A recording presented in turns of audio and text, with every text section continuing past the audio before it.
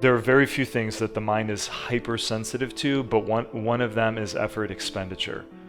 The human mind is hypersensitive to effort expenditure. And like, think about what is the number one goal of basically every meeting we have ever been in at some level, right? It is not good outcomes, it is to get out of the meeting, right? If you propose, hey, I've got an idea, but we're gonna have to stay here for another 45 minutes, no one cares. What they care about is another 45 minutes. So a big source of resistance is effort. Everyone's talking about the metaverse these days, but Workplace from Meta is different. I mean, the clue's in the name, right? Workplace is a business communication tool that uses features like instant messaging and video calls to help people share information. Think Facebook, but for your company. It's part of Meta's vision for the future of work, a future in which your job isn't just something you do, but something you experience. And if you've been listening to this show, you know that experience is something that I am very passionate about and talk about a lot. Workplace from Meta is creating a future in which we'll all feel more present, connected, and productive. You can learn more and start your journey into the future of work at workplace.com/future. Again, that's workplace.com/future.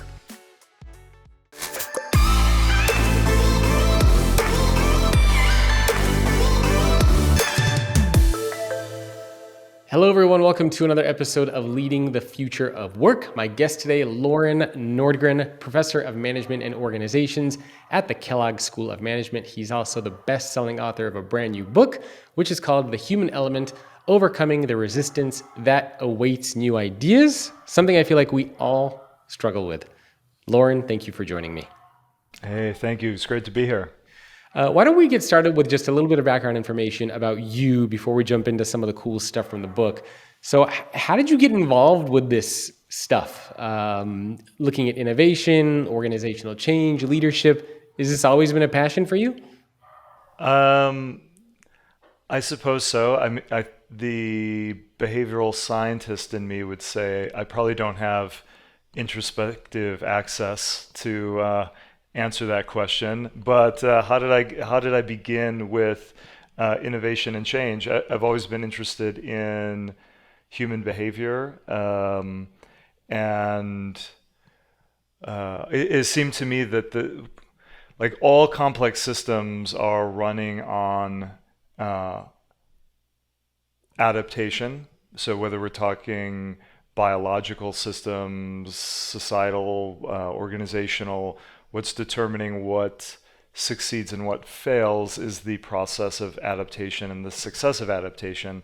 And much of my research has been focused on that process of how individuals, groups change, how they embrace new ideas. And I think as I gained more experience as a practitioner, not just a scholar, not just someone studying these questions in a lab, but really trying to implement these ideas, I think the thing that became very apparent to me, and I suspect it'll be a familiar narrative to all that are listening, is this notion that very often the quest isn't often the identification of the better path, it's the implementation of that path. And in the abstract, that's a curious thing. Like, why wouldn't people just embrace what is a clearly, unquestionably good idea? And I think that was has been an enduring fascination, both just as an idea, but also as a practitioner of trying to create change. At what point did you realize there was something here in the form of a book? Like, were you researching and working with a lot of organizations and you just identified these similar patterns that kept coming up, or how did this all kind of come together? Yeah, I mean, I think you got to be real sensitive about what your motivations are to write a book, and I really never had a desire to write a book, and it felt as though I kept seeing the same thing over and over again, which was the thing that was having the biggest impact was the very thing that no one was talking about, and I didn't feel like, whether it's popular writing, whether it's research, etc., I didn't hear anyone talking about, either in like a scholarly way or in a more kind of business community book sort of way. And yeah, really there was this sense of there's something here that I feel is worth sharing. I suppose is really, and it very much for me feels like something almost stumbled into. Yeah, and we have the same publisher, which is Wiley, so it's a good company to be working with. Indeed, indeed. All right, so you mentioned something which I thought was interesting, is you were interested in this idea, like, why aren't people accepting ideas that just everybody thinks are good? And is there a lot of subjectivity in that, or are these like objectively good ideas? Because I hear you hear stories about like art and musician, and like the Beatles got turned down several times by record labels when they first got started, and looking at it now, it's like, how could you turn them down? Or you keep hearing about ideas and you're like, of course that's a good idea. But a good idea according to who? Does that subjectivity play a role? Sure. Yeah, I'm sure that it does.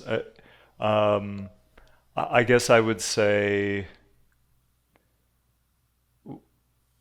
when you have a group of people that would collectively recognize that something is a better path, would then I would say this is one that would be generally regarded as a good idea. I mean, would it be a good idea for us to burn less fossil fuels? Yeah. Like, there could be disagreement about that, but I would say a lot of people would see that as a better world if we did less of that. I would say a lot of people would consider that to be an unquestionably good idea. Yet it is an idea that there is movement on, but not robust movement where we see tangible action and outcomes and results in the way that we would want. So for sure, yeah, very subjective, but within that subject. But I guess my broader point is that that's not the issue. Like, it's not the issue that people don't believe in the value of the idea. That's not what is holding the idea back. So it's people who know that there's value in the idea. They know it's a good idea and probably that they should be doing it, but for some reason they still don't. It's kind of like trying to get somebody to eat healthier or to stop smoking when you're like, I know I should do that, but you still don't.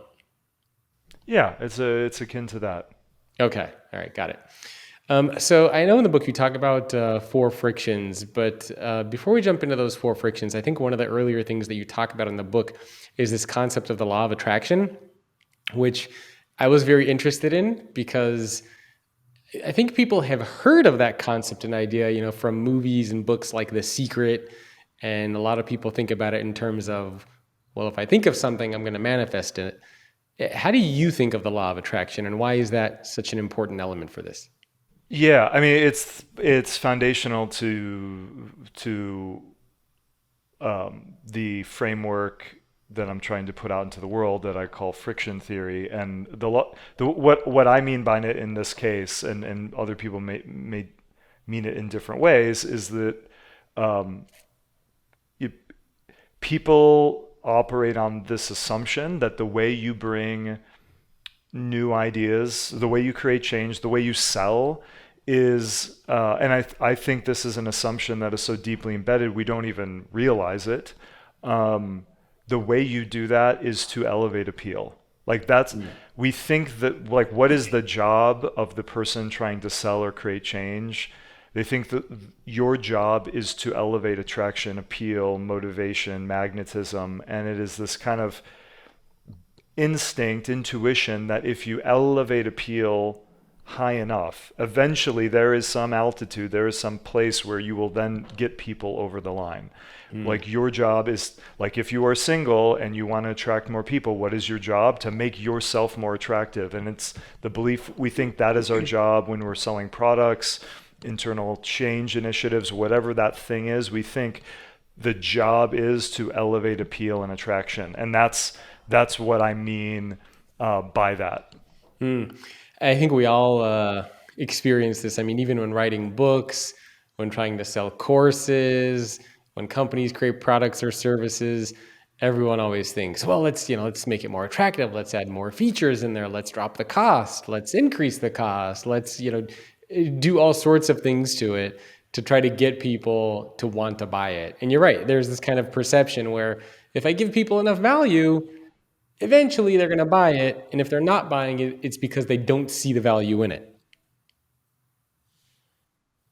And so it sounds like your theory is it's not about that. It's about the reasons that keep them from buying, which are these frictions. Yes. So the fundamental idea is that when we think about selling, innovation, creating change, the human mind thinks about elevating appeal, and the language I use for this, we call this fuel. So when you're trying to elevate appeal in some way, motivation, incentives, all of that, anything that elevates appeal, something that I call fuel. And the basic notion is that we operate with this fuel-based mindset. And so the metaphor for this, it's a nice kind of thought experiment to demonstrate this point, is if you ask people, and we've asked thousands of people this, a seemingly simple question, which is so if we focus people's attention on a bullet, and what is it that enables a bullet to fly? Simple question. And if you ask people that question, basically there's only one answer that you will hear, and what people will say is, well, that gunpowder. Gunpowder is why a bullet flies and why it breaks the sound barrier and can fly so far, etc. Now, that's not wrong, but it is a very incomplete answer because it's really only half of the story, because gunpowder explains a bullet's initial exit velocity. But the reason why a bullet is able to fly so far and so true, it is equally because it is aerodynamic. So a bullet has been optimized to reduce the fundamental barriers operating in against it. And this metaphor is super helpful, I think, for understanding the traps we fall into when we think about selling, marketing, change. We think about the fuel, we think about the gunpowder, we think the way you sell a new idea is to add more gunpowder. But in the context of a bullet, doing that only increases drag. Adding more gunpowder does not help you at a certain point, because for more gunpowder you add, you're simply creating more resistance. So we call that habit of the mind, like this reflex to think in terms of attraction, value, fuel, as a fuel-based mindset. And fuel is necessary, it's important, but because it's the fixation, it's not where the value is generally, in my experience. What we want to start seeing, like the blind spot, like where the real opportunity is in the barriers, or what we call the frictions. And these are the things that are holding ideas back. And in essence, the fundamental argument I'm trying to make here is that, this would be akin to, like, what we do around sales and change would be akin to building an airplane, thinking only about the engines, thinking only about propulsion, and not thinking about weight and aerodynamics. And of course, if you did that, a plane would never get off the ground. And our argument is this is, in essence, what we do when trying to bring new ideas to life. If we were to think about this practically from like an organizational perspective, and you tell me if this is the right analogy or not. Let's say I'm an employee trying to drive change in my company. It sounds like the most common approach for people is to say, you should buy into this change because it's going to do X, Y, Z. It's going to allow us to do this and that. Maybe you don't get a lot of buy-in on it, so you go back and you say, actually, it's also going to do this, and I've added this. And, here's the extra benefit that we're going to get. And you keep focusing on, like you said, that gunpowder. But the reality is what you should be doing is trying to find out, well, why aren't you buying into this? What is keeping you from from wanting to say yes to that change. Is that kind of the right analogy, the right way to think about it? It is absolutely that. I mean, if you another way to frame this is classically we've thought about value as that of benefits and costs and benefits. And what we see again and again, both in practitioner work, as or more formally studying it, our fixation is on the elevation of the benefits of the process. And that quickly creates very diminishing returns. Like fuel is costly. Fuel is very costly generally, and it's necessary. Yeah. But what we tend to neglect are the barriers, the costs, the frictions holding an idea down. And so my message in most cases is our job, like if we want growth, if we want our product to sell, if we want to spread our ideas through word of mouth more effectively, if we want greater social change, whatever that thing is, our mission is to make our idea more aerodynamic, not to add more thrust. Well, let's talk about what some of those barriers are. You have 4 of them in the book: inertia, effort, emotion, and reactance. So let's start off with inertia. What is inertia?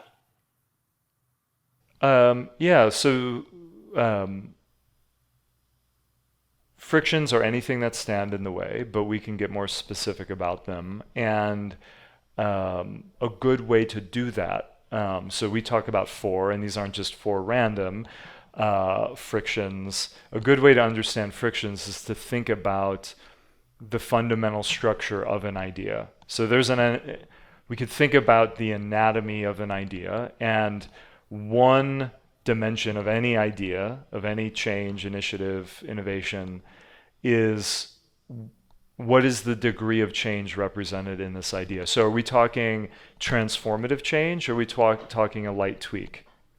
The answer to that question will determine the level of inertia that likely inhabits that idea. So inertia is the idea that the human mind favors the familiar over the unfamiliar. And think about what the fundamental act of innovation is.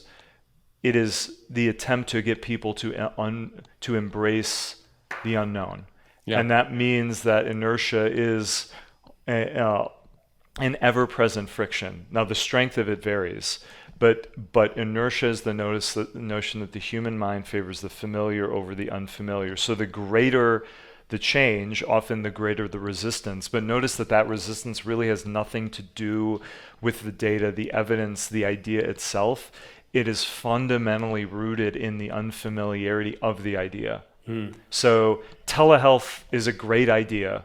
Yeah. And I don't think, but it's a concept that's been around a really long time, but it took the pandemic for it to really manifest itself. And a big reason it took that kind of major event to spur change is not because people needed to believe in the concept. It was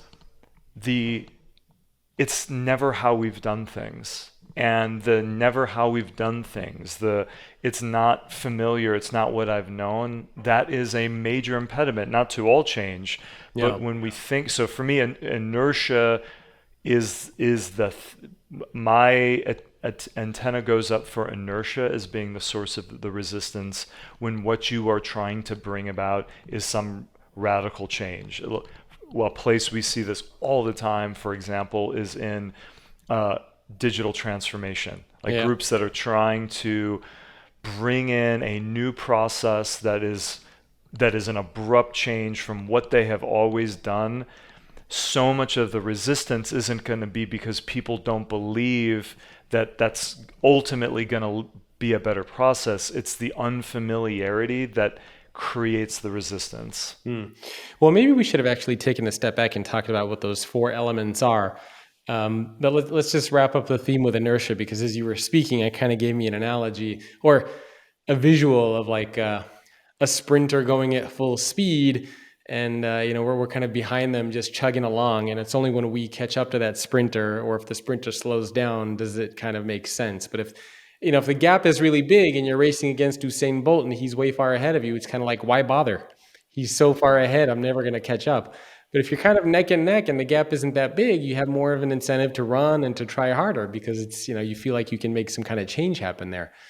And that's just kind of what popped into my head as far as like the gap and trying to close it. But you're right. I think a lot of people struggle with that. The bigger the transformation is, the more scared probably people become. So take, for example,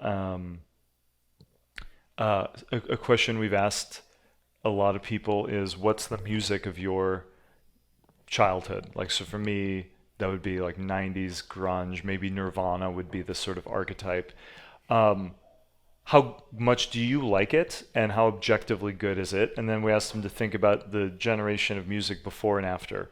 And then we asked them, which of these three do you think is objectively better? And we find that 70-80%, but is overwhelmingly, people not just favor but believe that the music of their generation is objectively better than the music that comes before and after. This is, of course, absurd, but what does that speak to? It's, why do they believe it is objectively better? It is because it's what they know. It is why, one of my favorite examples of this is why, think about why Americans are socialists and why Europeans are capitalists when it comes to their brands of football. So the NFL is like a Scandinavian's dream, right? The NFL is a decidedly socialist system. So if you're a bad team, you get the first pick. There's a very strict profit sharing. Like, we're trying to create economic parity across all the teams. We're working very hard. The system is really set up to not allow dynasties and runaway teams. And Americans really like the way the NFL works.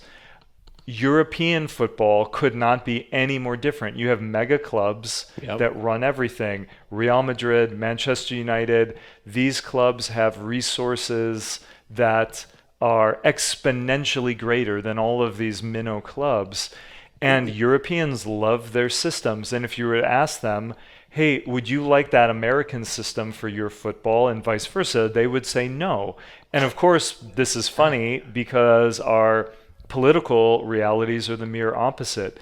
And if you were to, they don't envy the other side. And what that reveals is so much of what we favor isn't because it's objectively better. We often favor it's because it's the system that we know. It's the system that we've been in, and therefore we support and defend it because it is what we know. And that makes change hard. You might get some very angry football fans out there who are going to be like, oh, did you say we have socialist NFL? Well, I'm happy to have that debate. I love that. It's funny. I never thought about it like that, but you're right. It's so different than the way things are done in European soccer teams. It's the exact opposite. All right, so let's talk about these four elements of innovation before we get back to the four frictions. So we talked about inertia as a friction, and you mentioned that one of the elements of innovation is the degree of change. So kind of the bigger the change we're trying to get, the more inertia it seems like we have. The second element of change, I believe, is cost, which I think a lot of people can wrap their minds around, but maybe you can talk a little bit more about that. Yeah. So what I would think about when you're trying to anticipate whether there are these barriers or traps that await your innovation. So the first question I would ask is the change I'm trying to bring into the world from my audience's perspective, is it big or small? The second dimension of any idea is what is the cost of implementation? Almost every change has some action cost. Like if it's a new internal initiative, well, I have to unlearn some habit and I have to learn a new process and procedure. That is a cost of action. Yeah. To go vote, there's implementation cost. Like I have to build something new into my schedule. I have to take time off work. So the second dimension of any idea is, what is the cost of action? Is it great or is it easy? And the answer to that question will determine the level of effort, which is our second friction. So we have inertia and effort that awaits that idea. And the second friction is the notion that there are very few things that the mind is hypersensitive to, but one of them is effort expenditure. The human mind is hypersensitive to effort expenditure. And like, think about what is the number one goal of basically every meeting we have ever been in at some level, right? It is not good outcomes. It is to get out of the meeting, right? If you propose, hey, I've got an idea, but we're gonna have to stay here for another 45 minutes. No one cares. What they care about is another 45 minutes. So a big source of resistance is effort. And to me, this is where often my biggest practitioner wins are in this domain. I would argue it is probably the strongest force operating on human behavior. Like anything, we're considering the effort calculus, and it has tremendous implications for innovation.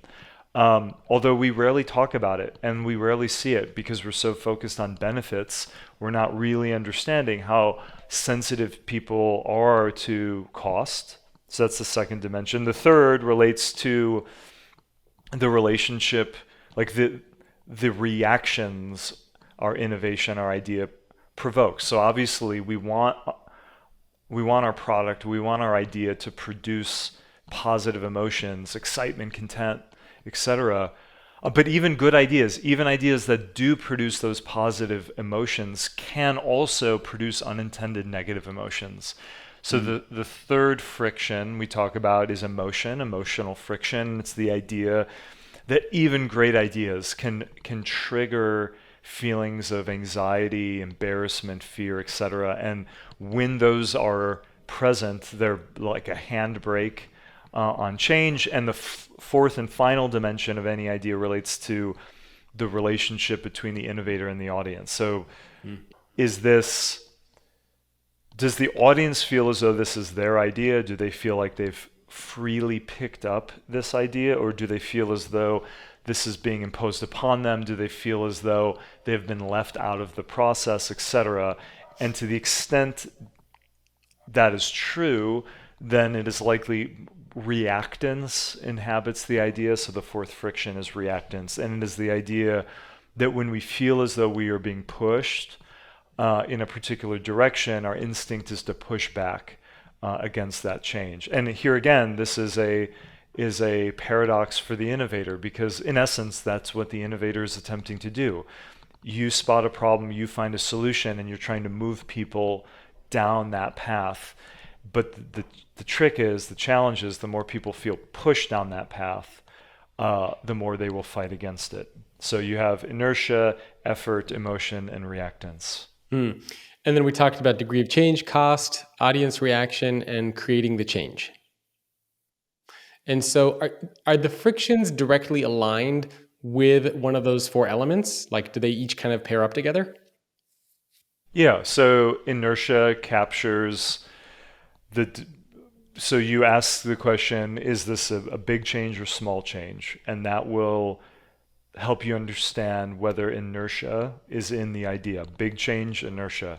Then the question I would ask, if people do what you want them to do, is that easy or is it hard? Is it costly or not? That will determine the level of effort or effort-based friction that inhabits the idea. What are the emotions that this produces? That will help us understand whether emotional friction awaits the idea, it's inhabiting the idea. And then finally, does the audience feel pressured to change? Got it. And that will determine whether reactance inhabits the idea. So each dimension has a corresponding friction. Got it. It actually reminds me of a story. I had Loran Nordgren, I think his name is. He's the CEO of US Cellular. And people who listen to the show might remember the story, but he told me this kind of goes to your point. He shared this one story where he was brought in to transform this organization. And he was brought in to lead a company in a prior role to turn the whole business around, which he did. He did a great job. The company was profitable. Everyone was happy. And he gets called in to a board meeting. All the top executives are there. The board members are there. And he's going into this meeting thinking that they're going to be congratulating him. They're going to be like popping open bottles of champagne and toasting all the amazing work that he did. And he gets in there and they're like, Loran, you're fired. And he's like, what the hell? I transformed this company. I did everything that you wanted. And the feedback he got was, you didn't take anybody along with you in that journey. You basically pushed everyone. You alienated the team. You created a lot of disconnection. You achieved the business goal, but you didn't do it in a very sustainable way where people felt bought into the vision and the mission and the direction of the company. So that kind of reminded me very much of your reactance and the kind of the audience reaction in creating the change. Because just because you make the change, how people feel makes a big difference. Workplace is a business communication tool from Meta. Think Facebook, but for your company. It's part of Meta's vision for the future of work. A future in which we'll all feel more present, connected, and productive. Start your journey into the future of work at workplace.com/future. Again, that's workplace.com/future. It is hard to overstate the power of that sentiment. Yeah. And at times, I think it is easy for even very experienced leaders to underestimate the importance of bringing people along for the ride, to use your language, like to co-design the experience to allow people to feel heard, because when they don't, they will, all of a sudden you are transforming what might have been pragmatists or even friends of the initiative. You're transforming them into foes, to resistors. And I think that in my experience, if when a company wants to create change, a step in that process that they often find odd, or they find the emphasis unwarranted, is identifying who are all the key people that are touched by this change and making sure that they feel heard in the process. Because so much about their reaction to it, again, will not be about the idea. Like that's like fuel is just all about the product, the idea. And what friction is so much about is the audience. And under that is the phrase I'm always using, is that is like the human element, the human side of this story. And we just tend to underestimate how important it is. One thing that I was also thinking about when we were talking about inertia, and you were mentioning that the bigger the gap is, the harder it is. Does this mean that big transformations and big goals are bad? Because you hear lots of stories of CEOs and business leaders who have these like really big transformative ideas and visions. But if those are really big things to do and the gap is really large, does that just mean that they're never going to happen and we should only focus on kind of like small incremental change? Yeah, I mean, it's a really important point. And because there's a lot of value in big ambition, big dreams, big aspirations. I think the good news is we don't have to be less ambitious, but there are other ways to shrink the change. And part of inertia isn't so much even about the level of ambition, but really about, we can be ambitious about things that are very familiar to us, right? So you could you could have a sales team and you say we're doubling our sales goals, and that might feel ambitious, but this process of aggressive goal setting and targeting, that's extremely familiar. I mean, in some way it's kind of the status quo. Maybe we change this bar, but that's what I would label a really kind of a small change, even though it is ambitious. So really this is about, instead, like if you are a motorcycle company, you might create a big ambitious growth target. That doesn't necessarily trigger inertia, but imagine you've always been about what a motorcycle company's always been about is the roar of the engine, but now you say, moving forward, we are going to be electric. And now what it means is we sell silent bikes. That to me is what is going to trigger this feeling of resistance, because it fundamentally challenges what we've always thought this thing is. Like fundamentally, we've always thought that the motorbike is a big, loud thing, and it's part of what you do when you ride is like the noise, the rumble is inherent to the experience. But now imagine you as the CEO, you've seen projections, in your mind is very clear that the future is maybe electric. Part of the challenge is, even when you're giving people that data, et cetera, is much of the resistance to your bold vision is the fact that it is such an unfamiliar idea. It's never what we've been about before. And that's where I think we can now start to see opportunity, which is, it's not to necessarily water that down, but what we want to do is find ways to make this unfamiliar thing seem like a familiar friend. And there are a lot of creative ways to do that. And one of the things, I heard you said incremental. And notice small is different from incremental. And incremental is but one way we could think about, well, how would you get people to embrace that change, right? So to get a company to embrace EV motorcycles, I don't know why this example came in my head, but let's roll with it. Part of it is to meet them where they are at and to understand, to get them to embrace going from rumble and roar to clean and quiet in one step is probably too great and is probably going to provoke too much resistance. And so one of the ways you could try and break down some of that resistance is through incremental steps. But notice you're not shrinking the ambition, you're just creating a different path. So it's not one giant jump, it's small steps. And actually, I think if you look at how America has embraced cannabis, like the shift from illicit to largely legal, I think it's very much that kind of incremental story. Well, the one thing kind of related to the cannabis one that made me that popped into my mind, Philip Morris, the tobacco company, their whole branding now is to deliver a smoke-free future, which had they told you that a couple of years ago, you would say they're a tobacco company, right? Their whole business is built on people smoking.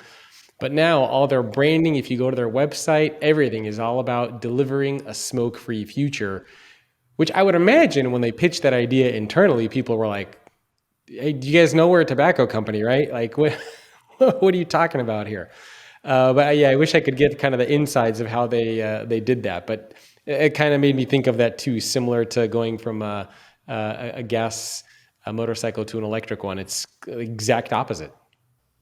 Yeah, and you could, that's a really interesting context. And you could imagine, it sounds like, I don't know what the level of buy-in is around that, but you could imagine, even if the most compelling data of we have to go smokeless, still there is going to be this resistance because it's not fundamentally who we have been. Think of all the companies who, this notion of we've always been in person and now we're going to be remote. Much of the resistance about that is just because it's such a significant break in tradition. It's not who we've been. Yeah. And one of the ways we break that down there are many ways to kind of shrink that change to make the unfamiliar feel familiar.